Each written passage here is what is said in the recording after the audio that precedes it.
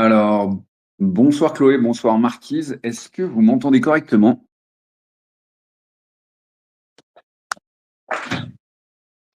De mon côté, ça va. Est-ce qu'on m'entend bien aussi? Waouh, nickel. Bonsoir à vous. Est-ce que le son est bon? Parfait, excellent. Alors, je vais tester quelque chose. Je vais juste vous demander de me refaire un petit coucou. Est-ce que là, le son est meilleur de votre côté ou pas? Enfin, est-ce que vous m'entendez mieux comme ça? Oui, Ouais, c'est mieux. Bon, bah génial. Ok, je vais laisser comme ça. Je suis un petit peu en retard pour vous envoyer le lien, mais pas de beaucoup. Je salue tous nos auditeurs qui sont déjà arrivés avec un petit peu d'avance. Bonsoir à Lou, bonsoir à Chocobo, Nandi. Bah, je suis désolé, j'ai que des moitiés de pseudo, donc ne m'en veuillez pas, mais je vous salue tous. Saint-Younger. Ok, donc bah écoutez, c'est déjà l'heure. Je propose qu'on attaque dès maintenant. Les auditeurs vont arriver en cours d'émission. J'ai envoyé les liens. En tout cas, je suis très content de vous retrouver toutes les deux. J'explique rapidement de quoi il va être question dans ce grand regain blanc, pour lequel je vous remercie d'avoir répondu présente, parce que en fait, on va parler de la raréfaction de l'homme blanc dans les entreprises à l'échelle globale. Donc pas seulement en France, mais bien sûr, on va faire un focus aussi sur la France. Mais je voulais en parler avec deux femmes, non seulement parce que j'ai plaisir à entendre vos analyses qui sont, je le dis sans flatterie, de qualité, je pense que tout le monde me l'accordera, mais aussi parce que je pense que c'était pertinent d'éviter l'effet ouin ouin, on est entre hommes et on se plaint de ne plus être présent dans l'entreprise. Je pense que ça a une certaine valeur d'avoir la parole des femmes. D'une part parce que vous êtes témoin de ce phénomène et vous pouvez donc en parler depuis votre point de vue. D'autre part parce que vous êtes dans l'entreprise aussi. Donc ça aurait eu moins de sens effectivement si vous étiez extérieur ou si vous étiez dans le public, par exemple. Euh, on va donc parler de ce phénomène qui a, alors, à vue de nez, moi il me semble que ça a une vingtaine d'années. C'est-à-dire on le voit depuis une vingtaine d'années, on en entend parler depuis une vingtaine d'années avec notamment des femmes d'ailleurs, des femmes qui avaient ce profil un peu de self-made woman, style Anne Lauvergeon, qui a été une des premières en France à dire que bah voilà, il voulait plus d'hommes blancs dans l'entreprise, en tout cas chez Areva. Euh, et aujourd'hui, cette politique de la raréfaction volontaire de l'homme blanc dans les entreprises, et là, l'homme blanc, c'est pas au sens générique, hein, c'est bien l'homme, c'est-à-dire le sexe masculin spécifiquement, qui doit quasiment s'éclipser, pas totalement disparaître, mais en fait, on va s'apercevoir que c'est peut-être un peu ça, mais en tout cas, qui doit laisser la place à d'autres profils. Donc, on va étudier, parler de ce phénomène, évoquer ses causes, et grâce à votre œil aiguisé, averti, je pense qu'on va pouvoir aller assez loin dans cette thématique. Donc, bah, déjà, comment allez-vous, mesdames? Je donne la parole à, allez, Marquise pour commencer. Ça va très bien, j'espère que c'est le cas pour vous également. Je passe le bonsoir à tous nos auditeurs déjà présents et c'est un plaisir de retrouver Timothée et Chloé. Ben, je te remercie. bonsoir Toi, Tim, Chloé. bonsoir Martine et bonsoir à tous. Plaisir d'être là, c'est la dernière de l'année, je pense, et vous êtes mon dernier rendez-vous avant de me retirer jusqu'à 2026 des affaires de ce monde. Oui, c'est la dernière de l'année, en effet. Et j'en profite pour souhaiter un très joyeux Noël et non pas des fêtes de fin d'année à la con, là. C'est Noël, bordel, donc c'est un joyeux Noël. Bah écoutez, je vous propose qu'on attaque de rechef. On dit plus trop de rechef, hein, c'est un mot qui se perd. Qu'on attaque sur les chapeaux de roue. On va aller dans le vif du sujet. Je vais donner la parole à Chloé, parce que je sais que tu es à la fois particulièrement intéressé par ce sujet parce que tu le connais très bien. C'est aussi pour ça que je voulais évidemment que tu sois présente. Et puis, bah, parce que tu es un petit peu dans le bouillon, quoi. Tu vois de près ce phénomène. Est-ce que c'est bien ça? C'est tout à fait ça, depuis plusieurs années, et ça m'a toujours perturbée. Donc tu veux qu'on l'attaque par quel angle? Bah écoute, déjà, quel est ton aperçu, toi, de ce phénomène, la raréfaction de l'homme blanc dans l'entreprise? Est-ce que comment tu l'as vu débuter, ce phénomène? Est-ce que c'est quelque chose qui t'a surpris? Est-ce que tu en avais entendu parler avant de le voir? Ou est-ce que tu l'as constaté une fois que tu étais voilà, dans l'entreprise?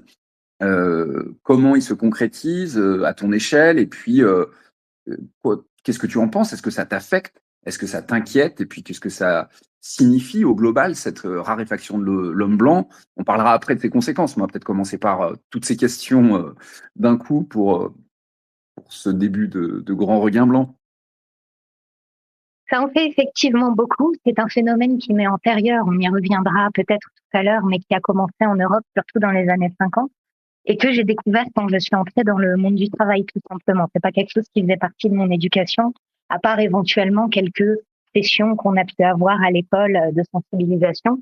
Et en arrivant dans le monde du travail, j'ai commencé à voir des choses que je ne comprenais pas, des professions de foi de la part de mes employeurs, de mes clients, de mes fournisseurs qui parlaient de promouvoir la diversité, des événements étranges comme des élections de rôle modèle LGBT, par exemple, ou des formations plus ou moins obligatoires. Par exemple, on a voulu m'en imposer une, c'était management en contexte multiculturel. J'ai décliné l'invitation.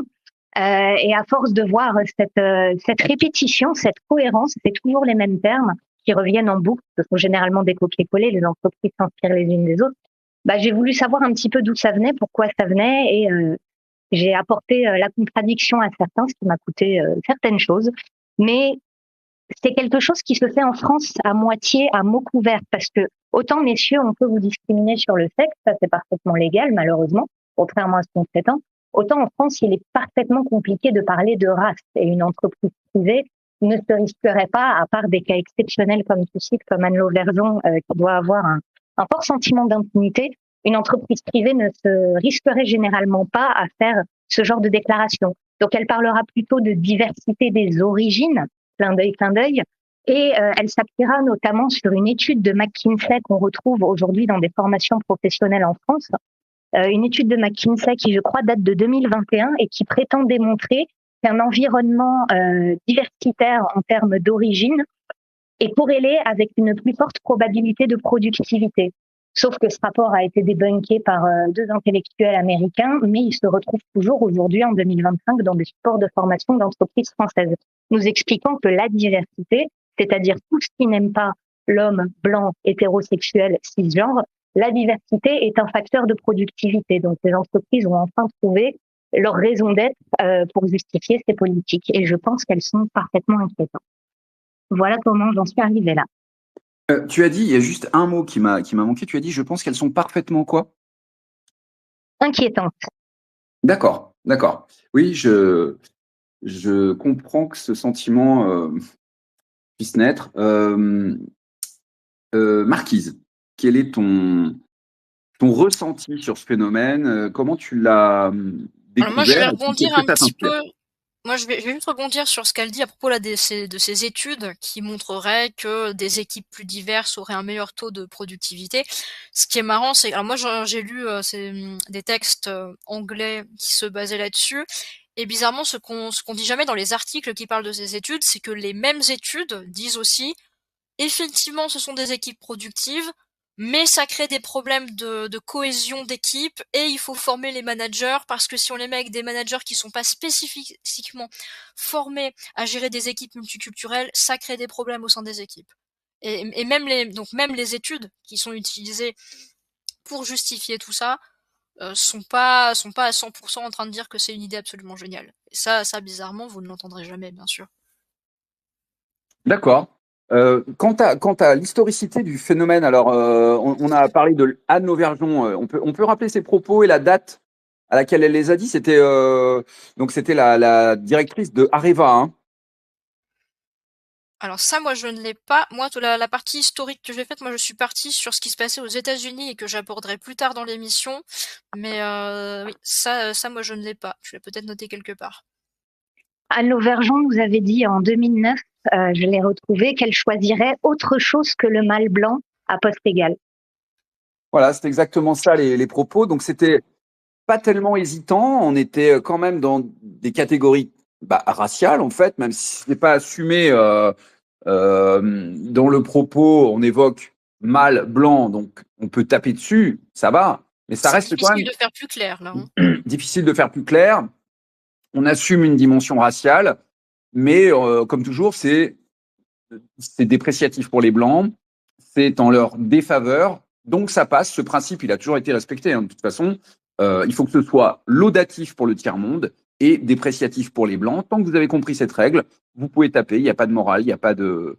il n'y a pas d'avertissement, il n'y a pas de sanction. Donc, ok. Si on reste sur la France, pour moi, un des exemples les plus flagrants et qui est un peu plus récent que 2009, c'est quand même la directrice de France Télévisions qui a dit clairement qu'elle voulait voir moins de blancs de plus de 50 ans à la télévision et ça a été mis en place. Il y en a plusieurs qui ont pris la porte. On a eu quoi? On a eu Julien Tex, Lepers qui a Julien Julien Lepers. Lepers, Tex. oui. Alors Tex en plus, c'est vraiment l'exemple où c'est vraiment terrible ce qui s'est passé parce que pour le pousser à la sortie, ils l'ont accusé d'avoir fait une blague sur les violences conjugales, alors que quand vous regardez l'extrait qui doit encore être sur YouTube, il était évident que le trait d'humour critiquait les violences conjugales. Et ça a été donné comme excuse en disant ah il a fait une blague sur les violences. Oui, mais c'était évident que la blague était contre. Et pourtant ça a suffi pour le pousser à la sortie. Alors que l'émission Oui. était très populaire d'ailleurs. Parce que ça aussi, c'est un argument qui est utilisé de temps en temps. Ils poussent des gens à la sortie en disant ah ça fait plus assez de chiffres, l'audimat est pas bon. Alors qu'en fait, c'est pas forcément vrai, c'est juste une excuse. Je vais me permettre, avant de redonner la parole tout de suite à Chloé, de lire le texte, le post sur X qui m'avait inspiré aussitôt l'idée de ce grand regain blanc, si vous permettez, parce que je le trouve quand même assez éloquent et il sert aussi de confirmation que c'est un phénomène qui s'est globalisé, enfin disons qui s'est en Occident, qui s'est répandu. Euh, les hommes blancs de la génération millénaire, je pense que ça veut dire millénial, n'ont jamais eu la moindre chance. C'est le titre du poste. Hein. Entre 2014 et 2024, donc lui, il le fait démarrer à 2014, un phénomène extraordinaire s'est produit chez les jeunes hommes blancs de la génération Y. Donc Y, c'est les milléniaux, je suppose, exerçant une profession libérale aux États-Unis. Et ce n'est que maintenant que nous commençons à en parler honnêtement. Les chiffres sont stupéfiants. La part des hommes blancs parmi les scénaristes de télévision débutants est passée de 48% en 2011 à 11,9% en 2024. D'accord? Les scénaristes de télévision. D'où le phénomène Netflix et tout comment dire, la haine des blancs qui explose dans les téléfilms, enfin les séries, pardon, etc. Dans le milieu universitaire, leur part est passée de 39% des embauches de professeurs titulaires en sciences humaines à Harvard en 2014 à 18% en 2023, de 39 à 18%. Et à l'UC Irvine, 64 professeurs titulaires ont été recrutés en sciences humaines et sociales depuis 2020. Seuls 3 étaient des hommes blancs. 3 sur 64. Il ne s'agissait pas d'un simple rééquilibrage, c'était une purge, d'où le sous-titre de ce grand regain blanc, une purge générationnelle déguisée en procès.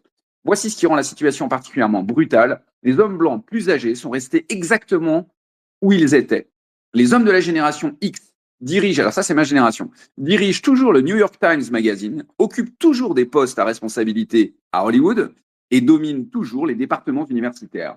Ils ont mis en œuvre des politiques de diversité qui concernaient exclusivement les postes de début de carrière, excluant ainsi la génération suivante, tout en protégeant leurs propres privilèges. Le timing était crucial. Si vous aviez 40 ans et étiez déjà bien établi en 2014, tout allait bien. Si vous aviez 30 ans et que vous essayiez de percer, vous vous heurtiez à un mur, une génération d'écart, des destins professionnels complètement différents. Et c'était explicite. Des documents internes d'agences hollywoodiennes, c'est pour ça que je voulais continuer la lecture jusqu'au bout, datant de 2017, révèlent des directives concernant les équipes de scénaristes. Diversité, femmes et diversité uniquement, ça c'est entre parenthèses et entre guillemets, hein. Accent mis sur les Afro-Américains. Le programme d'écriture de Disney a octroyé 107 bourses en 10 ans, aucune à des hommes blancs. Il ne s'agissait pas d'un biais inconscient, mais d'une politique délibérée. La proportion d'étudiants blancs de sexe masculin dans les facultés de médecine est passée de 31% en 2014 à 20,5% en 2025. On parle de médecine. Donc là, ça rigole plus, hein. On va parler après de maintenance, mais là, c'est la maintenance du corps humain quand même. Dans les facultés de droit, elle a chuté de 31,2 à 25,7 en 8 ans. Chez Amazon, la proportion de cadres intermédiaires blancs masculins est passée de 55 en 2014 à 33 en 2024. Chez Google, c'est près de la moitié des blancs qui ont dégagé. Ah non, on est passé de la moitié à moins d'un tiers. Et il ne s'agissait pas de candidats médiocres qui ont été écartés. Il voyait des candidats moins expérimentés, mais possédant le profil racial adéquat qui les devançait.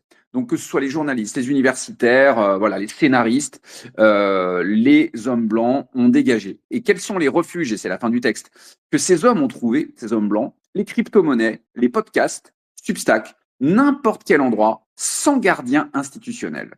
Et les gardiens institutionnels sont ceux de la génération précédente qui ont fait une purge générationnelle pendant une décennie. Les institutions libérales ont insisté sur le fait que tout cela ne se produisait pas, que c'était un fantasme, que tout homme blanc qui se plaignait était forcément médiocre, aigri, mais les chiffres sont formels. Toute une promotion a été systématiquement exclue et ils ont appelé ça justice sociale. Voilà, donc pour ça aussi que c'est important pour moi d'avoir deux femmes pour parler de tout ça. Je ne sais pas si vous aviez connaissance de ce texte, mais bon, je laisse la parole à Chloé, par exemple. Tu veux qu'on refasse un petit peu de chronologie? Ah bah volontiers, oui, vas-y, balance tous les dossiers que tu as. Hein, moi, Alors non, parce que ce serait un petit peu long, mais c'est intéressant de se pencher sur l'origine de cette idée. Bon, bien sûr, si on veut en voir les causes, nous sommes coupables, nous l'avons laissé prospérer, mais de voir quand même d'où elle vient. Il y a des situations très différentes entre l'Europe et les États-Unis. Là-dessus, je pense que Marquis, tu y reviendras juste après. Mais en Europe, pour faire l'histoire récente, ça a commencé dans les années 50. Il y a un certain Howard Bowen, qui est un économiste américain, qui a publié un livre qui a fait un tabac à sa sortie, qui s'appelait La responsabilité sociale du businessman. Et il a commencé à introduire l'idée que comme les entreprises ont des conséquences physiques, environnementales, matérielles sur le monde qui les entoure, il serait bon de rendre ces entreprises responsables de leurs conséquences afin de les forcer ou de les encourager, comme nous disons aujourd'hui, à transformer ces conséquences en choses vertueuses. Donc on peut nous vendre ça de manière très sympathique, par exemple en termes d'environnement et d'écologie. Évidemment, si on voit une usine qui jette tous ses déchets dans la rivière, on peut se dire que ce serait une bonne idée de l'en contraindre. Mais le mot-clé, la faille dans tout ça, c'est l'aspect social, qui lui est difficilement mesurable. Donc, suite à ce livre, il a commencé à y avoir des entrepreneurs américains, européens, qui ont misé sur le fait d'être des entreprises vertueuses. Et ça s'est surtout répandu sur la base du volontariat. Mais depuis 2011 environ, c'est devenu une contrainte légale en Europe. Parce qu'en 2011, la Commission européenne a passé une première directive sur la responsabilité des entreprises. Je crois que la formule était vis-à-vis du monde, des effets qu'elles exercent sur le monde. Et à partir de là, nous avons commencé à avoir des contraintes réglementaires et législatives en Europe, notamment la mise en place d'initiatives et la production de rapports annuels justifiant tout le bien que vous avez apporté au monde. Et donc, à la fois, c'est devenu obligatoire, mais ça a continué à se répandre également sur la base du volontariat, car c'est devenu un argument marketing et aussi un argument de recrutement pour attirer les talents. Des jeunes idéalistes qui veulent trouver un sens à leur travail et qui sont tout à fait heureux à l'idée d'œuvrer pour un monde meilleur, ce qui n'a rien de répréhensible en soi. Mais quand on plonge dans les méandres de la chose, c'est là qu'on s'aperçoit que ça ne marche pas quand même en notre faveur. Tu parlais, Tim, par exemple, de la disparition de l'homme blanc, l'homme au sens masculin. Ça, je disais tout à l'heure que la discrimination sur le sexe était légale, ce qui peut peut-être paraître un petit peu étonnant, parce qu'à notre connaissance, ça ne l'est pas. Mais si vous allez aujourd'hui sur à peu près n'importe quel site web d'une grande entreprise, et que vous allez à la page Nos engagements ou Nos valeurs et vous commencez à lire, vous allez sans doute tomber sur des objectifs chiffrés en la matière. Là, par exemple, j'ai pris Capgemini au hasard. Je précise que je n'ai aucun lien avec eux. Capgemini, si vous allez voir leurs valeurs, ils ont un objectif chiffré, maintenir au moins 40% de femmes dans nos effectifs et atteindre 35% de femmes parmi les leaders exécutifs d'ici 2030. Et ça, c'est pas de la discrimination sexuelle, je ne sais pas ce que c'est.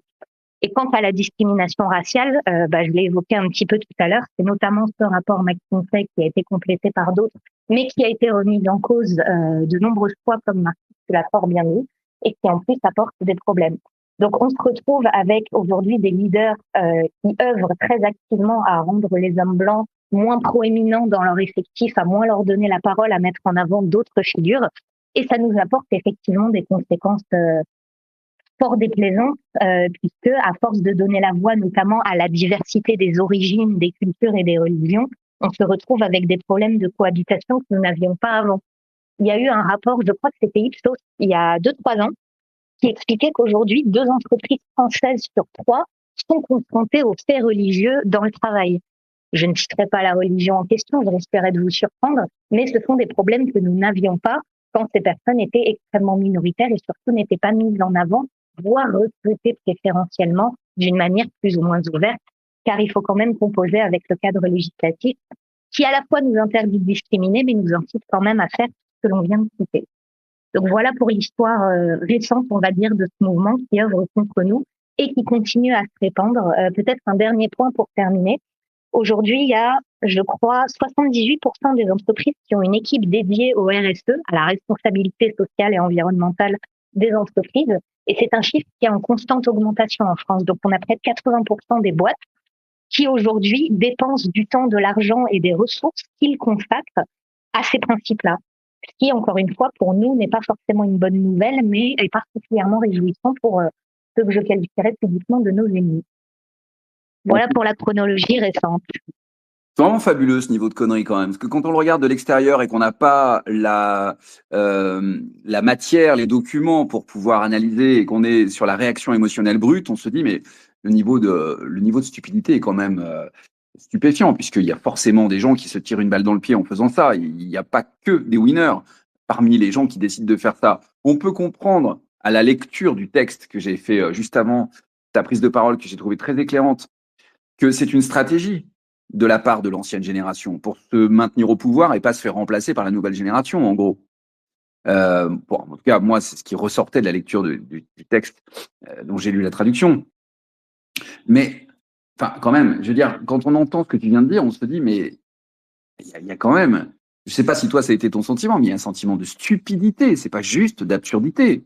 C'est pas juste d'absurdité. On se dit, les gens qui coopèrent à ça ont une, enfin, je sais pas, Camus, il parle d'hébétude. Je sais pas si toi tu le ressens comme une hébétude, mais comme ça, avant toute analyse, l'émotion qu'on éprouve, c'est qu'est-ce que c'est con, quoi. Qu'est-ce que c'est con. Bon. Là, je vais basculer dans la subjectivité la plus totale, mais moi, mon sentiment a été d'être face à une secte, face à des gens, et d'ailleurs parfois des hommes blancs eux-mêmes qui, comme tu le dis, œuvrent notamment d'un point de vue carriériste, car c'est un moyen aujourd'hui de faire carrière, œuvrent très activement à leur mise en minorité, et ce sont des gens qui en général n'y croient pas, mais qui ont compris que c'était un outil potentiel à leur service et qu'ils l'exploitent comme ils peuvent pour se maintenir. Et j'ai vraiment eu un sentiment sectaire de personnes qui répètent des mantras toujours les mêmes, environnement multiculturel, promotion de la diversité, féminisation, toujours les mêmes mots-clés, mais qui sont incapables de les justifier, de les expliquer, de les démontrer dès qu'on leur pose 2 ou 3 questions un peu précises de définition ou même de finalité ou d'utilité. Euh, C'était un sentiment sectaire. Bon, après, je suis pas une personne particulièrement nuancée. Peut-être que d'autres l'ont vécu autrement. Ouais, je sais pas si tu arrives un peu à détendre l'ambiance en riant, parce que moi, quand j'entends des choses comme ça, je peux pas m'empêcher de rire au nez des gens, parce que il me semble que la réponse sociale est quand même importante. Tu me diras, Marquise, si toi, là où tu travailles, tu es confronté à ça, mais moi, il me semble que la réponse sociale qu'on donne aux autres a son importance, même si, voilà, c'est pas surdéterminant, mais quand quelqu'un pouffe de rire alors que vous êtes en train de lui expliquer la philosophie à laquelle vous êtes attaché, normalement, vous êtes censé vous dire bah, j'ai dit une connerie ou quoi. Moi, je Ah oui, leur. mais justement, mais ça, c'est d'une rareté parce que, je rappelle que ces gens-là et que cette dynamique-là, elle fait partie de la dynamique globale du camp du bien. Donc aussi, eux, ils sont le bien, donc on ne peut pas les remettre en question et je pense que c'est ça aussi, que même si des gens dans le milieu de l'entreprise se disent: «Oh là là, mais qu'est-ce que c'est que cette connerie?» Bah, la plupart des employés, quand on va leur dire: «Fais ce QCM sur l'écologie, sur l'intégration des minorités de je ne sais pas quoi», et bah, tu te tais et tu réponds à ton QCM. Et tu sais sur quelle réponse tu vas cliquer, même si tu ne crois pas à ce QCM et à ce qu'on te propose, tu vas le faire parce que l'employé lambda, c'est une personne qui a besoin de garder son travail, c'est une personne qui a un crédit, qui a une voiture, qui a des enfants. Donc même si tu sais que c'est complètement stupide, que c'est contre-productif et que c'est pas basé sur de la logique, tu te tais et tu continues à avancer dans ce système. Et c'est aussi pour ça que ça fait qu'ils peuvent progresser tranquillement. Alors là, on avait dit depuis 20 ans, on était beaucoup dans le monde de l'entreprise, y compris dans la chronologie. Moi, je vais faire un petit peu de chronologie également, mais moi, je vais me concentrer sur ce qui se passe avant l'entreprise. Parce que là, on est vraiment sur le monde du travail une fois qu'on est lâché dans le monde des adultes. Mais cette histoire de dévaloriser, de se débarrasser, de réduire le nombre de blancs qui ont accès à telle ou telle chose, ça se fait bien avant le monde de l'entreprise, ça se fait dès les études. Et je vais d'abord partir de la page Wikipédia de l'Affirmative Action. Alors l'Affirmative Action, c'est en gros la discrimination positive aux États-Unis. Alors moi, je vous invite à lire la page entière. Moi, je vais juste lire quelques extraits. Et surtout, on va voir que, alors, ça a été mis en lumière récemment parce que ça a été définitivement interdit par Trump en 2023. Et ça avait fait un énorme scandale, mais c'est beaucoup plus vieux que ça. On va revenir au tout début. La discrimination positive aux États-Unis est un ensemble de mesures visant à augmenter la représentation des catégories raciales considérées comme minoritaires dans certains lieux, comme l'université. Elle est mise en place lors de la lutte pour les droits civiques et l'abolition de la ségrégation raciale, dans les années 60. Donc là, on remonte quand même assez loin. Dans le contexte américain, elle vise notamment à améliorer la représentation des Afro-Américains et Hispaniques. Les politiques de discrimination positive sont critiquées par certaines personnalités politiques qui les accusent d'alimenter l'injustice à l'encontre des catégories non favorisées par ces mesures. L'emploi de la discrimination positive diminue progressivement, notamment dans les universités où elle est interdite par la Cour suprême en 2023. Cependant, là on pourrait penser que donc ça a été actif énormément et que c'est juste là récemment que ça s'est arrêté. Cependant, on va voir plus tard que ce n'est pas le cas. Et puis on va voir aussi que c'est pas uniquement dans les universités. Là par exemple, la page nous dit le gouvernement de Nixon lance en septembre 69 le plan de Philadelphie qui introduit l'obligation pour les entreprises attributaires des marchés publics de soumettre un plan de discrimination positive visant à recruter un nombre donné d'effectifs appartenant à une minorité. Donc là concrètement, on est déjà en 1969 dans l'idée de quotas dès que vous avez un marché public. En 78, la Cour suprême affirme la constitutionnalité de l'utilisation du critère de race dans la détermination des inscriptions universitaires, mais interdit l'institution de quotas rigides. Alors là, on est quand même sur quelque chose d'assez hypocrite, parce que si tu dis que le critère de race est OK, mais tu dis que tu interdis les quotas, d'accord, mais alors dans ce cas, si c'est pas écrit, comment tu prouves qu'il n'y a pas de quotas implicites lors du recrutement? Ça ne fait aucun sens. Tu interdis ou tu autorises. Tu peux pas comme ça rester entre deux chaises. La discrimination positive a été remise en cause dès la fin des années 70. En 78, la Cour suprême condamne les quotas de la faculté de médecine de l'Université de Californie. Voilà. Donc là, la même année durant laquelle ils ont dit c'est OK de choisir sur un critère racial, ils étaient déjà en train de condamner pour des quotas, parce que évidemment, l'abus qui devait arriver est arrivé très vite. En 96, on a un référendum qui met fin à l'affirmative action dans les universités publiques de Californie. Pareil en Floride en 2000. Pareil à Washington et au Michigan en 2006. Entre les années 90 et 2023, pareil, ça a été supprimé dans les universités du Texas, du Mississippi et de la Louisiane. En 2006, les électeurs du Michigan ont voté pour la supprimer également. Donc voilà, il y avait quand même, dès le début, c'était quand même déjà pas mal critiqué. Et enfin... Et ça, c'est des choses dont on entend parler dans le livre de Jared Taylor. Et si nous ne faisons rien Oui, If we do nothing, quoi. Enfin, oui, si nous ne faisons rien. C'est des choses que j'ai déjà lues dans le livre. Enfin, je m'en souviens pour l'avoir traduit, je me rappelle qu'il évoque toutes ces affaires sur la affirmative action. Là, on voit que c'est un problème assez ancien et surtout qui a été combattu depuis le début de son instauration aux États-Unis. Donc, pour arriver à la fin du problème, en juin 2023, la Cour suprême bannit la discrimination positive à l'université. Voilà, donc ce qui s'est passé alors en 2023, il n'y en a plus beaucoup qui l'utilisaient, c'est beaucoup Harvard qui était mis en avant à ce moment-là. C'est d'ailleurs l'exemple qu'on a sur la page Wikipédia. En 2024, les admissions d'étudiants noirs diminuent après l'interdiction de la discrimination positive. C'est le cas notamment de l'université Harvard, où la nouvelle promotion compte moins d'Afro-Américains et un contingent stable et élevé d'Asiatiques.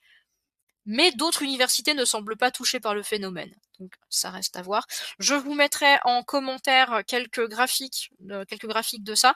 Par exemple, on a un graphique justement qui date de l'année 2024, où on voit qu'en fait, au moment où ils ont arrêté cette discrimination positive, en fait, c'est une énorme chute. Ils ont perdu 65% des étudiants noirs sur cette année-là, ce qui est quand même énorme. Oui, en effet, ouais. Voilà. Et on a En aussi effet. un monsieur de chez nous qui, pour Benoît Bréville du Monde diplomatique, le fait que depuis 2 siècles, les résidents américains doivent déclarer leur race aux agents de recensement dans le but de lutter contre la discrimination a pour conséquence que les statistiques ethniques ainsi obtenues ont fini par renforcer le sentiment d'appartenance identitaire et ainsi par légitimer les divisions qu'elles étaient supposées combattre. Voilà, donc ça aussi c'est un aspect assez intéressant, parce qu'au départ, on part de gens qui se sont servis des stats ethniques pour favoriser tel ou tel groupe, en se disant pour qu'il y ait moins de disparité, on va se servir des stats pour favoriser. Mais finalement, ça n'a fait qu'empirer le problème. Ouais, c'est un peu comme avec Robert Putnam qui mentionne le fait que les politiques de diversité ont fini par produire un résultat négatif sous forme d'effondrement du capital social, de la confiance, du ressentiment, mais non seulement de ça, mais aussi ça effondre le niveau de consentement à l'impôt, à la participation à la vie sociale. Enfin bref, effectivement, la liste des dégâts est assez longue. Je rebondis sur ce que tu es en train de dire parce que moi, comment dire, tout ça me fait penser à un truc, c'est que cette volonté de s'effacer en tant que groupe, que certains hommes blancs ont accepté de mettre en pratique, de transformer cette idée en une politique concrète, pour moi, ça n'est pas possible dans tous les groupes humains.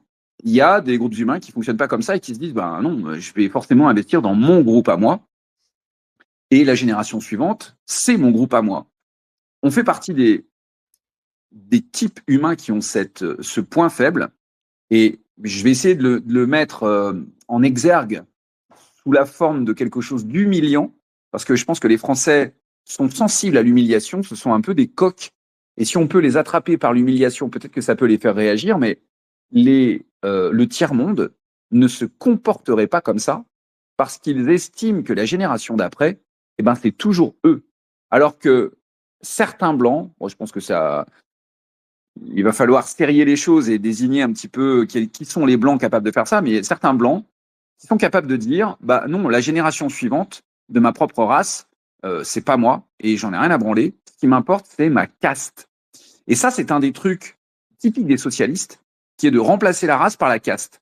Je vois que tu as mis un graphique dans les commentaires. Oui, je vous invite à aller voir. J'en ai mis 2. Je le mettrai sur Telegram également. C'est ce que je disais avec le pourcentage d'étudiants noirs qui s'effondre au moment où ils ne sont plus favorisés par la discrimination positive. Ah oui, très intéressant. Et là, c'est intéressant sur ce que nous dit sur l'histoire de caste, parce que justement, là, le journaliste, il ajoute dans la part effet pervers que vous pouvez retrouver sur la page wiki. Les politiques de discrimination positive ont également nourri un sentiment d'injustice parmi les blancs pauvres, exclus des programmes de traitement préférentiel, désormais moins bien représentés que les noirs dans les universités et qui se sentent bloqués au bas de l'échelle sociale. En fait, ce qui s'est passé, c'est qu'on est face à des bourgeois qui, par sentiment de culpabilité, même si eux-mêmes, en tant qu'individus, n'ont jamais été cruels envers des noirs ou des latinos, ont tout fait pour favoriser ces groupes-là, au mépris de leurs semblables plus pauvres, parce que eux n'étaient pas concernés par ça. Oui, c'est effectivement ce sentiment d'injustice, c'est exacerbé par ce phénomène. Et je ne sais pas si ça ne constitue pas un levier pour faire, changer la situation. Je pense que oui. Juste avant de donner la parole à Chloé, j'avais juste un propos à finir. Une remarque générale, c'est que ce trait de caractère donc, que les Blancs ont développé leur vient de loin parce que, en fait, la tendance à la féminisation des mâles chez les Blancs est un phénomène qui date d'il y a longtemps. à tel point que les archéologues, quand ils retrouvent quand ils font des fouilles et qu'il s'agit d'hommes blancs, ont une certaine difficulté à différencier les crânes masculins et féminins, parce que c'est chez l'homme blanc que le dimorphisme sexuel, apparemment, c'est le plus estompé. Alors évidemment, il est toujours présent, hein.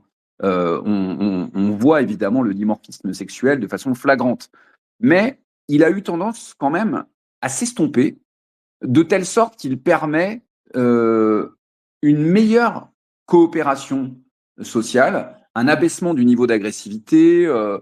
Bon, globalement, il y avait un véritable avantage évolutif à calmer, on va dire, la partie testostérone, l'agressivité, le côté cruel, inutilement violent. Et donc, ce qui a été un avantage évolutif pour créer sans doute des sociétés plus collaboratives, peut-être plus intelligentes, j'ai l'impression est en train de se transformer et de dégénérer et de devenir un point faible, dans le sens où les Blancs sont capables aujourd'hui de concevoir une absence totale de solidarité entre les générations. Bref, c'était ce que m'inspire à cet instant les développements que vous avez apportés. Chloé, je te redonne la parole.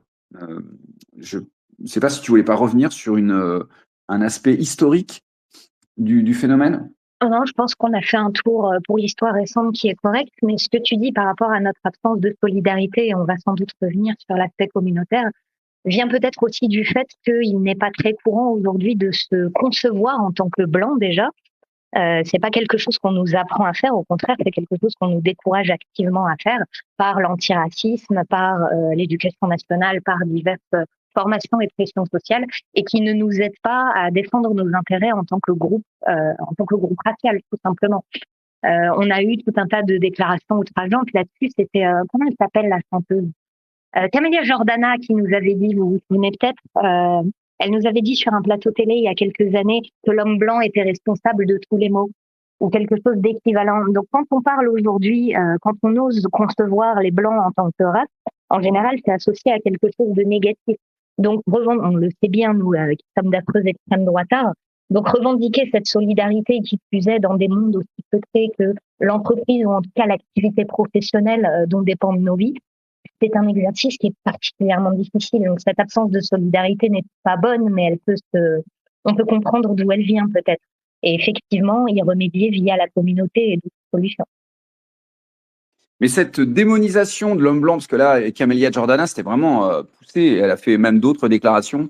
Je ne me souviens plus exactement, mais je crois qu'elle a réitéré cette démonisation de l'homme blanc dans l'entreprise. Est-ce que toi, tu constates que ça éveille un petit peu les endormis, ou est-ce que personne ne réagit? Est-ce que toi, par exemple, tu es déjà arrivé à coincer un collègue en aparté et à lui dire « Mais t'y crois à ces conneries, toi ?» Ou tu vois, le faire un petit peu réagir pour voir où se trouvait la limite. Et si ce genre de déclaration, par exemple, ça peut susciter une sorte de limite, quoi. Ça m'est arrivé, oui, car quand j'ai commencé à réagir à ça, étant donné que je comprenais rien et que j'avais l'impression d'être face à une secte, comme je le disais tout à l'heure, j'ai demandé à beaucoup de collègues ce qu'ils en pensaient en leur disant mais tu te rends compte, l'entreprise a dit ça, a prôné ça, a fait ça en séminaire. Qu'est-ce que tu en penses et pourquoi je suis la seule à réagir de manière quasiment épidermique? Et la majorité des réactions parmi mes collègues blancs consistait à me répondre écoute Chloé, je pense que tout ça c'est des bêtises et ça m'intéresse pas, je me contente de l'ignorer et de me concentrer sur ma carrière. Ce qui est quelque chose d'entendable en soi, mais le souci d'ignorer ces idées, de les laisser couler et peut-être de considérer qu'il ne s'agit que d'un délire d'absurde illuminé. Tout à l'heure, tu disais que ça faisait rire. Effectivement, on a envie de rire. Enfin, quand j'entends un employeur, par exemple, m'expliquer que l'homophobie n'existait pas en Afrique, mais a été importée par le colon blanc, pour vous en citer une des meilleures, j'éclate de rire. En fait, c'est pas possible autrement. Mais se dire qu'il ne s'agit que d'un délire d'illuminés suridéologisés et qu'on peut les laisser s'expliquer entre eux, revient à leur laisser carte blanche, sans mauvais jeu de mots, à leur laisser le terrain libre et à les laisser faire progresser ces idées et surtout y consacrer de plus en plus de temps, d'argent, de ressources et de moyens, qui, comme tu l'as évoqué notamment avec ton texte, le texte que tu disais tout à l'heure, n'œuvre absolument pas en notre faveur. Donc c'est quand même quelque chose de dangereux à prendre en compte. Et là, par exemple, pour préparer ce podcast, j'avais imaginé, vous êtes aujourd'hui dans une entreprise et on vous dit, tiens Gisèle, tu vas mettre en place une équipe RSE, mais vous n'y connaissez rien, donc vous allez chercher sur Internet pour voir comment ça se fait, comment fait la concurrence. Il y a tout un tas de listes, de recommandations, d'articles que vous pouvez trouver en tapant ça sur Google. Et par exemple, une des manières, un des tutoriels pour mettre en place une politique RSE, on trouve par exemple promouvoir la diversité dans vos équipes. Diversité des origines, des formations, des profils, cela contribue à créer des équipes plus productives. Alors, diversité des origines, là aussi, il me semblait que c'était quelque chose d'assez moyennement légal en France. Et pourtant, ça se fait, ça se pratique.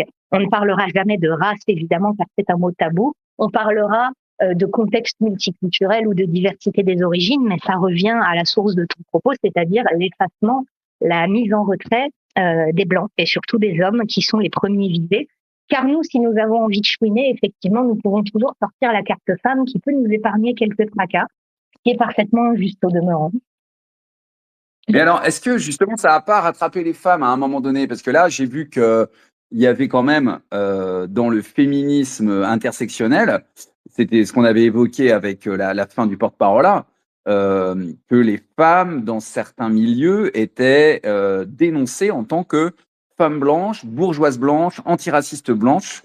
Et en gros, le tiers-monde, dans sa rage destructrice, je pense, n'a pas l'intention d'en rester là, lui.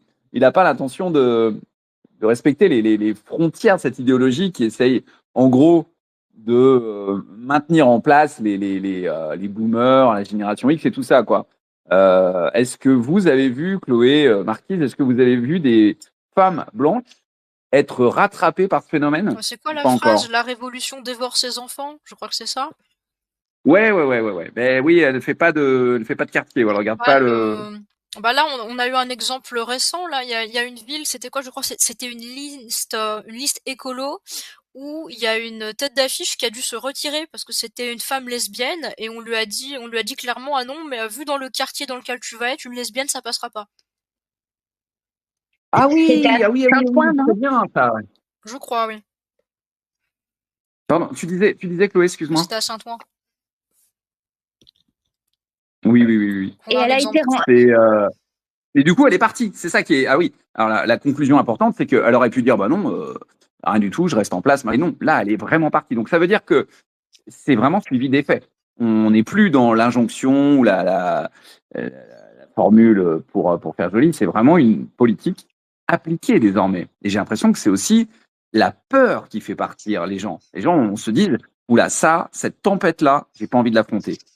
Oui, et on a un autre exemple, c'est une ville des États-Unis où ce sont des musulmans qui ont remporté la mairie et que la première chose qu'ils ont fait, c'est retirer les drapeaux LGBT.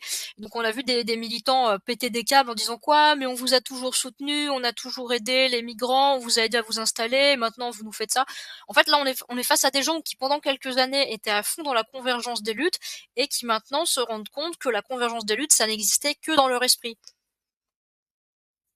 Bah, ça, c'est un peu toute la mouvance de Ouria Boutelja ou de Rokhaya Diallo qui revendique l'afroféminisme, la décolonisation. Boutelja, c'était quoi? C'était l'homophobie soft qu'elle avait revendiqué chez les deux youtubeurs, chez Dany et Raz. Donc l'intersectionnalité pensée dans leurs intérêts, oui, mais on se rend bien vite compte qu'en termes de féminisme, effectivement le féminisme blanc qui est largement dénoncé, ou surtout en termes de droits LGBT, on se retrouve avec des limites endémiques qui sont très très rapidement atteintes. Et pour finir sur l'histoire de Saint-Ouen, la dame que tu cites, Marquis, je me souviens plus comment elle s'appelle, mais j'ai vu qu'elle avait été remplacée par Manon Montmirel, qui est une femme noire et qui est connue pour un super tweet que je vais vous retrouver. Voilà. Alors Manon Montmirel, je cite deux points, ouvrez les guillemets, que la France et tous les Français aillent niquer leur mère, pays de fascistes. Fin de citation. Donc voilà, une femme blanche lesbienne s'est fait remplacer par ça, dans le domaine politique en l'occurrence. Donc oui, ça nous rattrape. Ouais. Moi, ça me fait penser à cette dame qui avait une centaine de kilos de trop, et j'exagère à peine, qui a été comment on appelle ça, une aidante, enfin je sais plus trop comment on dit, mais qui aidait les associations de migrants, et puis bon, elle s'est fait dépouillée de tout le stock de nourriture, machin, puis elle a été éplorée devant les caméras en disant oh non, là c'est trop, non c'est trop. Elle en finissait plus de répéter cette phrase. Enfin bref, elle était devenue un peu un symbole de la côté un peu cuck du français au bon cœur qui veut donner pour s'acheter, s'offrir une belle conscience, puis qui au final finit dépouillé en pleurs dans la rue. Le naïf Gaulle. Oui, oui, oui. Si Oui. vous le voulez bien, parce que je vois qu'il va bientôt être moins le quart, si vous le voulez bien, je vais utiliser le dernier article que j'avais mis de côté. Alors je le mettrai sur X et je le mettrai sur Telegram également. C'est un article que j'ai trouvé, c'est pour aller au-delà enfin en gros, qu'est-ce qui se passe une fois qu'on interdit la discrimination positive, ou si on veut l'appliquer en sous-marin en faisant croire que ce n'est pas le cas. Donc c'est un article que j'ai trouvé sur le site du Cairn. Alors c'est déjà un petit peu vieux, hein, ça date de 2003, mais je vous invite il est assez court, donc je vous invite à le lire en entier parce qu'il est très intéressant. Moi je vais vous lire là juste quelques extraits. Alors, premier extrait sur en gros ce qui se passait si la discrimination positive s'appliquait sur un critère uniquement financier. Donc là, l'article nous dit « Ainsi, pour ce qui concerne l'admission dans les universités, la prise en compte exclusive d'un indicateur relativement simple comme le revenu aboutirait, toutes choses égales par ailleurs, à une chute spectaculaire du pourcentage de Noirs dans la population étudiante de l'établissement considéré. La raison en est simple. D'une part, les Noirs ne représenteraient plus alors qu'une minorité au sein de l'ensemble des personnes appelées à tirer avantage de la préférence en question. La plupart des pauvres ne sont pas Noirs. D'autre part, à revenu égal et à tous les niveaux de l'échelle des revenus, y compris donc pour la fraction des étudiants issus des milieux modestes, il existe toujours un écart considérable, bien qu'en voie de réduction, entre les résultats obtenus au test de sélection par les candidats blancs et noirs au détriment de ces derniers. » Là, on a un point très intéressant, parce que je pense que vous le savez, un des gros arguments de la gauche, c'est que la différence de niveau à l'école c'est à cause de la différence de niveau de richesse. On va vous dire, oui, mais c'est parce que vu qu'ils sont pauvres, ils vont dans des établissements moins bien. Là, on a un article francophone de 2003 qui nous dit clairement que si on prend uniquement les pauvres à niveau égal de richesse, même au sein d'une même caste socioculturelle, on a déjà un écart entre les étudiants blancs et les étudiants noirs. Donc ça aussi déjà c'est un point intéressant à soulever. Et en plus de ça, alors l'article, d'ailleurs j'ai deux exemples avec ça. Cet article, il y a une partie où il parle de subterfuges que pourraient utiliser les officiels, les universitaires ou n'importe qui pour en gros continuer à appliquer la discrimination positive sans l'annoncer clairement. Donc par exemple, on a un premier subterfuge dont le principe consiste à moduler la valeur attribuée aux propriétés des candidats à l'admission en fonction de la distribution de ces propriétés entre les différents groupes définis sur une base ethno-raciale. Ainsi, afin d'éviter une réduction trop brutale du nombre d'étudiants noirs et hispaniques, certains des établissements concernés accordent désormais une plus grande importance aux autoportraits, essays, qui permettraient d'apprécier, je cite, la sensibilité à la diversité culturelle du candidat, ainsi que sa capacité à triompher de l'adversité, qualité précisément recherchée pour leur corrélation présumée avec l'appartenance de l'une de ces deux minorités. Alors là, on a un exemple très intéressant. Donc l'essai, c'est le petit texte que vous faites pour dire à l'université prenez-moi, c'est la lettre de motivation en quelque sorte. On a un exemple récent d'un étudiant qui a été pris à Stanford, donc une université prestigieuse, et son essai, c'était écrire 100 fois Black Lives Matter. Voilà, donc là, on est vraiment... Quelle performance! Alors là, c'était il y a quelques années, je crois que c'était 2019. Je vous mettrai également l'article en commentaire. Voilà, alors je cite le commentaire de l'université. Tous ceux qui ont reçu votre candidature ont été inspirés par votre passion, votre détermination. Donc là, on en est à l'étape où on choisit pas un élève parce qu'il est bon, mais parce qu'il est passionné et déterminé. Alors je sais pas, mais si on fait ça à toutes les étapes de la société, la civilisation s'effondre en 5 ans. Hein. Oui, alors ça fait vraiment penser à au documentaire sur Green, l'université. Il y a un documentaire. Evergreen, merci beaucoup. Sur cette université où ce type d'exercice aurait pu être valorisé là-bas, quoi. Parce que ce qu'on y voyait était tellement disjoncté qu'on avait l'impression d'assister enfin, d'avoir une caméra en immersion dans une sorte d'asile psychiatrique avec un asile psychiatrique deleuzien comme ça où les fous seraient progressivement montés au poste de direction et auraient suggéré leurs idées comme ça à la secrétaire de direction, quoi. C'était vraiment plus le documentaire avançait, plus on se disait mais attends, mais c'est une fiction, c'est une blague ou enfin bref. Voilà. Donc ça, c'est le premier subterfuge, la technique de moins regarder les résultats, mais regarder la lettre de motivation pour choisir ses candidats. Et alors le deuxième subterfuge, il est très intéressant parce que là, on va avoir des exemples français. Alors, d'autres universités, en désespoir de cause, restreignent purement et simplement la place dévolue aux indicateurs quantifiables du mérite au sens étroit du terme, notes et résultats des tests, puisque ceux-ci demeurent défavorables aux membres des deux groupes en question. Donc là, ça nous le dit clairement. Le mérite, on s'en fiche, puisque à classe sociale égale, les Noirs et les Latinos sont quand même défavorisés. C'est là la méthode retenue par la faculté de droit de l'université de Berkeley, entre autres. Alors, et là, on va avoir un exemple de qu'est-ce qu'ils font s'ils utilisent ni le mérite, ni les essais. Alors là, on a un exemple qui date de 97. L'Assemblée législative du Texas, toujours dans l'espoir de contrebalancer la réduction constatée du nombre d'étudiants noirs et hispaniques, a imposé aux universités publiques les plus sélectives l'obligation d'admettre en première année tous les diplômés de l'enseignement secondaire qui figureraient parmi les 10% d'élèves les mieux notés au sein de leur lycée d'origine.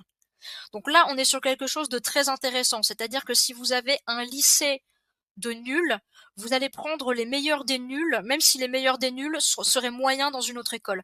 Et ça, c'est très intéressant parce que ça fait écho à quelque chose qu'on a eu en France. C'était Omar Sy qui disait, qui regrettait, qui disait que ses professeurs lui avaient menti en expliquant que quand il était dans son établissement local de Trappes, il était considéré comme bon, on lui mettait des 18 et on lui expliquait qu'il était excellent, et qu'ensuite, quand il a changé d'école pour aller dans un endroit plus EP, eh ben là, il est tombé d'un coup à 14 et il s'est rendu compte que, en fait, il n'était pas excellent. Et en gros, il expliquait que dans les banlieues, on surnote les élèves. Je vais Ah, mais retrouver il l'a pas vécu comme une injustice. Il a quand même été conscient qu'il avait été surnoté, Ah alors. oui, non, lui, il disait clairement que c'était un problème qu'il avait été surnoté. Lui, en fait, il disait tout ça, il le disait clairement, il disait on ment aux élèves. Et ce qui était intéressant aussi, c'est que dans ce même article, il y avait un ou une psychologue qui expliquait que c'était normal et qu'il fallait le faire. Alors sur le coup, je me suis dit, mais comment ça? Et l'explication donnée, c'était qu'en gros, un élève qui va pas avoir au-dessus de 6 ou 7 sur 20, il va être tellement démotivé qu'il va sombrer dans le décrochage scolaire. Et donc, pour éviter qu'il y ait trop d'élèves qui arrivent dans le décrochage scolaire, et ben même si leur copie elle vaut 6, on va leur mettre 10 ou 11. Comme ça va les motiver à se dire ah bon bah ça va, en fait ils sont pas si mauvais que ça. En gros, l'explication c'est on peut pas dire qu'ils sont nuls, donc on leur fait croire qu'ils sont pas nuls. Ouais, c'est ça par contre, en tant que j'ai déjà été en vie scolaire et je l'ai constaté de visu. C'est assez troublant parce que ça donne tout de suite une projection de la société dans quelques années. Et bon, c'est flippant, je veux dire. Je ne veux pas revenir sur mon exemple des ponts parce que c'est vrai que j'ai peur maintenant quand je franchis un pont et que je vois qu'il est un peu délabré, que je sais ce qu'il en est de la maintenance des ponts. Donc j'ai une phobie des ponts maintenant. Mais effectivement, c'est lié parce que je veux dire, si on promeut des abrutis ou des gens semi-intelligents, voire même en dessous, bah, fatalement, la société de demain, elle va devoir composer avec ces gens. Et il va bien falloir trouver au niveau de la maintenance des gens pour le faire. Ce pas les ingénieurs qui vont faire la maintenance. Ils vont peut-être planifier les choses, mais ils vont pas le faire eux-mêmes. Or, on voit bien que dans tous les domaines, partout où une information doit être traitée, un service doit être effectué, un service notamment technique, bon, bah, c'est pas compliqué. On discute avec les gens de la rue 10 minutes sur un domaine précis, la fibre, l'entretien de tel ou tel truc, la pose de quelque chose, d'une fenêtre, machin. Si c'est fait par la diversité, en moyenne, le niveau d'insatisfaction a grimpé par rapport à ce qu'il était jadis. Et vous pouvez y aller abondamment avec c'était mieux avant. En général, vous faites un franc succès. Donc, moi, pour conclure, la question c'est est-ce que le mur de la réalité va suffire à faire suffisamment mal à l'idéologie pour que le principe de déplaisir, normalement c'est ça qui fait bouger les gens, puisse guérir les blancs qui avaient cédé à cette idéologie, leur ouvrir les yeux et les faire revenir à la raison. Est-ce que vous voyez, et ce sera un peu le thème de fin de l'émission, est-ce que vous voyez un peu dans les entreprises le mur de la réalité se pointer et les gens commencer à dire attendez, là on a un souci quand même. Je donne la parole à Chloé. On commence à le voir, il y a eu plusieurs affaires là-dessus. Je ne sais pas si vous vous souvenez de l'affaire Geox il y a 1 ou 2 ans, où un pauvre gérant de Geox s'est fait filmer d'une manière parfaitement préméditée par une nouvelle salariée. Lorsqu'il l'avait recrutée, elle portait pas de voile et le premier jour où elle est venue au travail, elle était voilée. Il a refusé de la faire travailler. Elle a tout filmé, elle a publié ça sur Internet en le doxant. Ça a fait tout un scandale. Jean Messia a fait une cagnotte pour ce monsieur. Et il y a eu d'autres affaires récemment. Si vous êtes abonné à Street Express, excusez-moi, ça me fait toujours rire. Ils nous ont envoyé récemment un article très sympa sur Magellan Consulting, qui est une très grande entreprise française, qui a généralisé un règlement intérieur imposant une certaine neutralité au travail, qui a conduit au licenciement de femmes refusant de retirer leur voile, tout simplement. Donc c'est ça aujourd'hui le genre de problème et de conséquences qu'on peut rencontrer. On arrive sur une espèce de guerre culturelle où nous avons des communautés qui ne sont pas nous, qui revendiquent leurs intérêts bruyamment et qui décrochent leur diplôme de spinage en témoignant à Street Press de l'horrible discrimination qu'elles subissent, alors que parfois nous ne demandons que de la neutralité. Il ne s'agit même pas de discriminer qui que ce soit. Tu parlais, Marquis, de méritocratie qui effectivement est morte et enterrée. Aujourd'hui, on ne donne plus sur ces critères-là. Donc oui, la réalité est en train d'arriver, notamment par le biais des problèmes que toutes ces politiques que nous venons de décrire sont en train de causer, des problèmes multi-ethniques, multiculturels, multireligieux, que l'on ne peut pas esquiver avec des jolis PowerPoint et des rapports RSE, simplement. Mais est-ce que on va savoir prendre ce mur de la réalité et réaliser que ces dernières années, on a déconné à plein de tubes, si vous me passez l'expression, ou est-ce qu'au contraire, on va s'enfoncer dans ce délire et le laisser prospérer jusqu'à un genre d'effondrement civilisationnel qui est évoqué aussi tout à l'heure? Là, je ne sais pas de quoi est fait demain, mais il faut être vigilant là-dessus peut-être.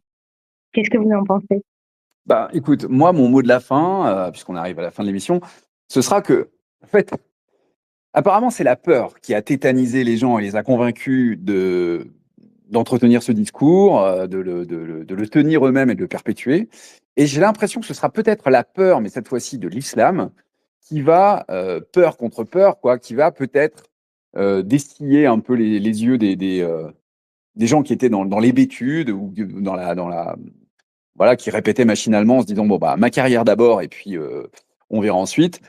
Et le fait de voir l'islam faire son entrisme, j'allais dire classique, faire son entrisme agressif dans l'entreprise va peut-être inquiéter et faire suffisamment peur pour forcer à la réaction. On verra bien si c'est ça, effectivement. Mais moi, il me semble qu'un pays dont les entreprises vont au-delà d'un certain niveau d'acceptation de cette logique ne peut que se noyer. Et l'étape suivante, pour moi, ce serait de voir tomber littéralement les premiers grands pays occidentaux, comme la France par exemple, qui est un excellent premier candidat, et de les voir vraiment sombrer avec des infrastructures qui se cassent littéralement la gueule au point que les touristes n'ont plus envie de venir.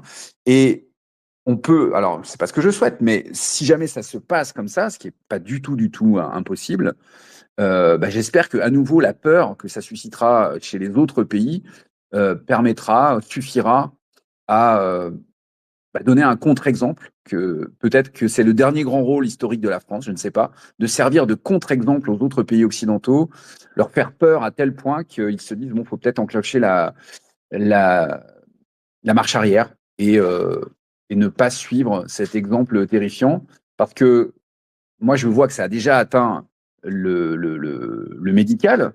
Moi, quand je vois un médecin venu je vais le dire comme ça, venu du sud de la Méditerranée, j'ai déjà moins confiance. Et ça a été confirmé par plusieurs expériences plutôt négatives, même quand même assez marquantes. Moi, j'avais un médecin maghrébin qui, suite à une analyse de sang de mon gamin qui avait 3 ans, il me dit monsieur, il va falloir revenir très vite, et parce que là, ça va pas du tout, l'analyse de sang, et il va falloir être fort. Hein. Il va vraiment falloir être très fort. Et là, j'apprends ça un vendredi soir. Bon, vous me direz, une erreur médicale, bon, ça peut exister. Évidemment, un cas isolé, ça n'a pas de sens. Mais sauf que c'est pas un cas isolé. Et évidemment, alors il se trouve que mon fils n'avait strictement rien. Hein, c'est le médecin de famille qui me dit non mais attendez, il y a rien, l'analyse de sang elle est parfaite. Et le gars m'a sorti ça sûr de son fait. Donc ça plus d'autres témoignages qui s'accumulent.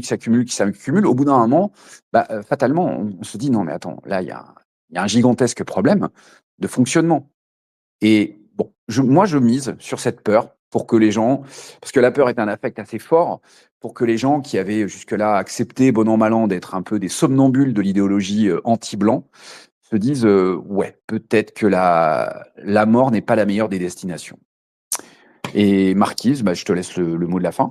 Alors moi je pense que ça sera même pas la peur de l'islam. Je pense, en fait, là pour l'instant, c'est la peur de se faire virer si on ouvre notre bouche. Et je pense que ce qui va aller à l'opposé, ça va pas être la peur de l'islam, ça va être la peur du risque lié à l'incompétence qui va devenir trop élevé et la peur des risques financiers qui y sont liés. Exemple, Boeing. Boeing, ils ont mis le paquet sur la diversité, ils ont réduit des coûts, ils ont jamais eu autant d'accidents, leur action s'est effondrée, il y a des commandes qui ont été annulées, il y a tout le monde qui repartait sur Airbus. Ah là, bizarrement, ils sont en train de rétro-pédaler parce que les investisseurs, ils étaient pas contents. Les actionnaires, ils ont vu l'action chuter, ils se sont dit, ouh là là, c'est quoi ça? Calmez-vous sur les pilotes noirs, obèses et aveugles. Ouais, donc c'est vraiment l'actionnaire dans ce cas-là qui est le levier. Là, c'est ça va être des questions d'argent. l'actionnaire est un décideur. C'est un égoïste individualiste, mais c'est un décideur. Et lui, il déconne pas. Il regarde un seul indicateur, c'est son pognon. Et là, je crois beaucoup, je crois beaucoup à la logique de l'actionnaire qui lui est juste derrière son clavier et qui se dit attends, non, Coco, moi j'en ai rien à branler de ton quota de lesbiennes noires et obèses. Ce qui m'importe, c'est ce que j'ai prévu de récolter dans X années après avoir investi, quoi. Et le rétropédalage a déjà commencé dans le monde de la culture et du divertissement. On voit un retour en arrière chez Netflix, chez Disney, dans le monde du jeu vidéo. Ils ont essayé le wokisme, ils se sont pris four sur four. Disney a annulé plusieurs films. Là, même chez Netflix, ils sont en train de se calmer sur les adaptations avec plein de trucs LGBT, jambes en moins, de tout ce que vous voulez. Donc là, le retour de bâton est en train d'arriver. C'est juste qu'il faut que ça imprègne le reste de la société. Il faut pas que ça reste sur le culturel et le divertissement. Mais de toute façon, là, on est déjà en train de voir le retour. L'argent est le nerf de la guerre, tout ça. Eh bien, oui, je trouve que c'est un mot de la fin très lucide. Est-ce que Chloé, tu avais une conclusion de ton côté? On n'a pas eu le temps d'évoquer l'aspect communautaire, la réponse communautaire à ça pour protéger nos intérêts, mais Alaric l'a fait dans le chat en nous disant que l'avenir est dans l'autonomisation de nos capacités de survie et de croissance. Ça veut dire avoir nos propres clients, nos propres entreprises et à terme nos propres États avec nos propres lois. C'est frappé au coin du bon sens. Et merci à Alaric d'avoir abordé cet angle-là que nous n'avons pas eu le temps de traiter. Oui, c'est vrai. J'avais vu son commentaire, je voulais le lire et puis c'est un petit peu passé à l'as. C'est effectivement c'est ce que on essaye de faire avec les braves. Donc et puis évidemment avec les thématiques du grand regain blanc, fatalement on tourne systématiquement autour de ce qu'il y a de, selon moi, de plus crucial dans ce siècle. Parce que rien n'indique que l'on va gagner automatiquement. Il faut tout faire pour gagner. Et évidemment, le communautarisme actif et actif et puis vraiment engagé est le point d'orgue de notre démarche. Donc, on pourrait toujours en revenir là, mais tu as tout à fait raison de conclure sur ça, Chloé. En tout cas, je vous remercie beaucoup d'avoir apporté vos lumières sur ce sujet qui était dense. Je trouve qu'on a quand même parcouru pour moi, l'essentiel, vraiment a été dit. Et je vous remercie vraiment de vos interventions qui m'ont conforté dans l'idée qu'il fallait se battre contre ça parce que je crois profondément que c'est réversible. Même si la part de notre action est difficile à mesurer et on peut se douter qu'elle n'est pas, elle n'est pas énorme, mais en tout cas, il est impératif qu'on se batte contre ça. Chacun à sa mesure, à son échelle, peut apporter sa part. Et faire sa part est vraiment la chose je pense, la meilleure au niveau psychologique pour bien se porter et puis pour pouvoir en parler plus tard à ses enfants quand ils nous diront peut-être et toi, qu'est-ce que tu as fait contre ça? Je pense que c'est absolument crucial d'avoir une action à son petit niveau pour au moins se moquer de la bêtise, pour lui nuire autant que possible et faire en sorte que la tâche des gens soumis, des gens qui roulent pour cette idéologie alors même qu'elle les tue, eh bien que leur tâche soit la plus pénible possible. En tout cas, je pense que c'est une partie de notre rôle. Voilà, je vous remercie. Je remercie tous les auditeurs d'avoir été présents. L'émission va être rediffusée évidemment sur l'espace abonné. Merci Chloé, merci beaucoup et merci à toi Marquise. Eh ben, merci à vous. Joyeux Noël, bonne année. On se retrouvera bientôt et ravi de vous avoir rencontré cette année. Et merci à tous. Eh bien, écoutez, à moi de vous souhaiter un très très joyeux Noël également, une bonne fête de réveillon. Et puis, je vous dis à très bientôt pour un grand regain blanc qui redémarrera sur les chapeaux de roue en 2026. Portez-vous bien tous. Salut Chloé, salut Marquise, salut à tous, chers auditeurs.